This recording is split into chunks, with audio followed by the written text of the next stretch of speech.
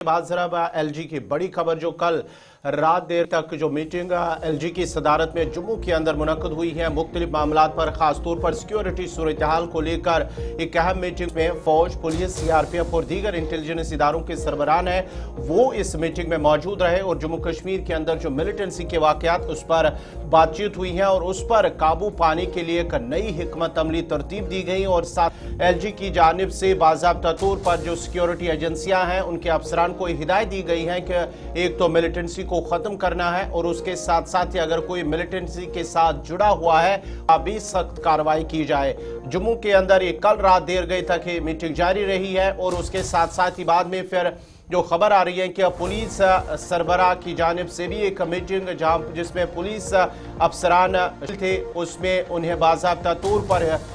जो हिदायत दी गई है कि किस तरह से जो मिलिटेंट मुखालिफ ऑपरेशन है दीगर जो सिक्योरिटी एजेंसियां हैं उनके साथ तालमेल बरकरार रखने पर जोर दिया गया है और मिलिटेंसी पर काबू करने के लिए हिदायत बाज़ाब्ता तौर पर दी गई है। गवर्नर मनोज सिन्हा की सरबराही में कल बाद सपहर यह इजलास शुरू हुआ था जो रात देर गए इख्तिताम पसीर हुआ है और इस इजलास के अंदर जहां 10 के 10 डिप्टी कमिश्नर्स मौजूद रहे, एसएसपीज मौजूद रहे, इंटेलिजेंस और दीगर अफसरान रहे। मामला सिर्फ जम्मू सूबे की सलामती सूरत हाल का नहीं था क्योंकि 10 में से 8 अजला में माना जा रहा है कि सिक्योरिटी के हालात जो है वो थोड़ा सा बिगड़े हुए हैं। मिलिटेंसी मूवमेंट्स की खबरें आ रही है, रिवाइवल ऑफ मिलिटेंसी की काफ़ी इतलात और खबरें जो है वो पिछले कई दिनों से सिक्योरिटी एजेंसीज को मौसूल हो रही थी। यही वजह है कि एक तरफ से लेफ्टिनेंट गवर्नर जो अंदरूनी सलामती के मामलात के बराह रास्त इस वक्त जिम्मेदार है लेफ्टिनेंट गवर्नर की हैसियत से, वो यहाँ गया एक स्ट्रेटजी और हिकमत अमली तरतीब दे दी गई।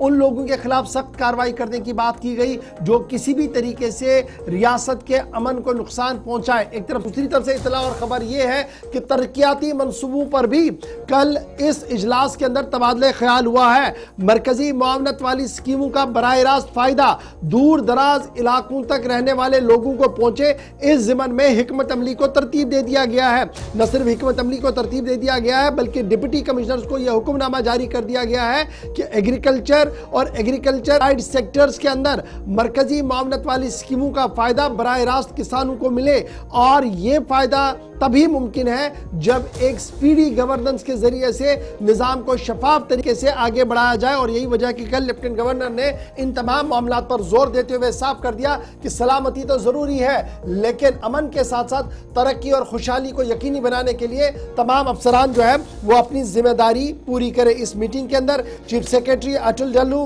Director general police Nalin Prabhat, principal secretary to home